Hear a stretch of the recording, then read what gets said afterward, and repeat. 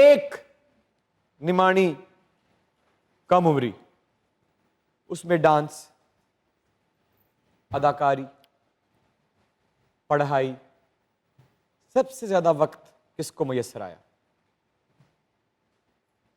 सबसे ज्यादा तो पढ़ाई को उस वक्त, जाहिर बात है पढ़ाई प्रायोरिटी थी, और वो एक वादा भी था जो वालिदैन से किया हुआ था कि जब तक पढ़ाई पूरी नहीं होगी तो दूसरे कामों पे उतनी तवज्जो नहीं दी जाएगी।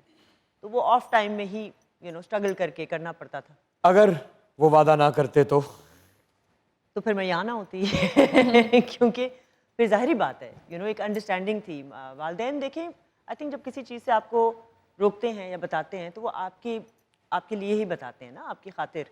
कोई भी फील्ड, ख़ासतौर पे हमारी फील्ड, अगर सक्सेस तो गारंटीड नहीं है ना कि अगर आप कामयाब होगे नहीं होगे, ये तो कहीं नहीं लिखा।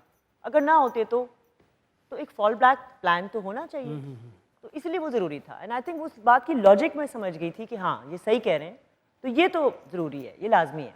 उस वक्त शायद वो बात उनकी आपको ही लगी होगी, पहले पढ़ो फिर जो करना है करो। शायद वो हल्की सी तल्ख भी थोड़े लम्हों के लिए बिल्कुल लगी मुझे हो। उस ज़माने में थोड़ी सी लगती थी तल्ख, लेकिन आप खुद बताओ इमरान कि जब मैं बाद में, जैसे जब मेरे फेजेस आते हैं ना कि जब मैं बहुत तंग आ जाती हूँ एक्टिंग से और मैं कहती हूँ कि यार मैं कंटेंट में जाके बैठ जाती हूँ, या क्योंकि मैं खुद इरिटेट हो रही होती हूँ कि एक जैसी स्क्रिप्ट्स आ रही हैं या एक जैसे किरदार लिखे जा रहे हैं।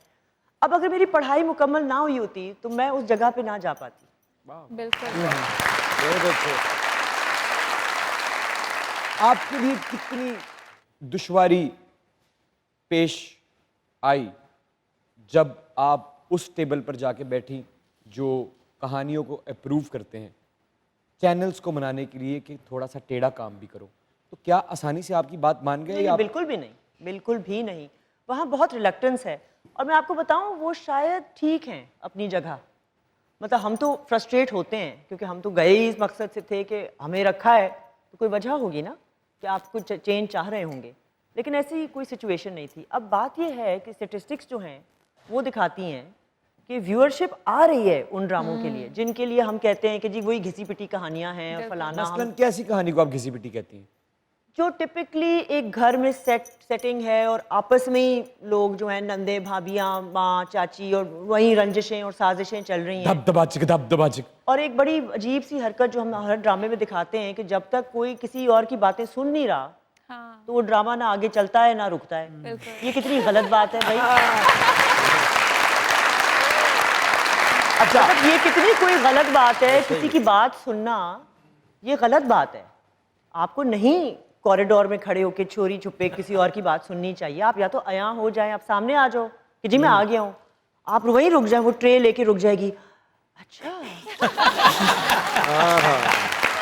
तो भैया ये चाह रहे हैं, ये कितनी गलत बात है। वही कैरेक्टर तो आगे लेके चलता है काम को। अब हर ड्रामे में वो सिचुएशन। अच्छा, और इसी किस्म की, मतलब इसी किस्म की स्टूपिड बातें। ये थोड़ी सी आप हमें अगर एक्टिंग के हिसाब से करके दिखा देंगे तो दिखाइए ना। एक्टिंग तो देखिए, हमने दूसरी देखनी है। एक्टिंग तो इन्होंने एक किरदार किया था जनाब, आंगन में दीवार। मिशाल चौधरी पॉलिटिशियन। ओए ओए ओए ओए ओए, अगर वो थोड़ा सा अगर पूरे पाकिस्तान के सामने लाइक 2-4 बोल मजे आ जाएंगे प्लीज। देखिए जी, मैं मशल चौधरी आपसे वादा करती हूँ कि आपकी जो जो रंजिशें हैं, आपके साथ जो जो नाइंसाफियां हुई हैं, उसके लिए मैं खड़ी हूँ। मैं आपको हक दिलवा के रहूंगी।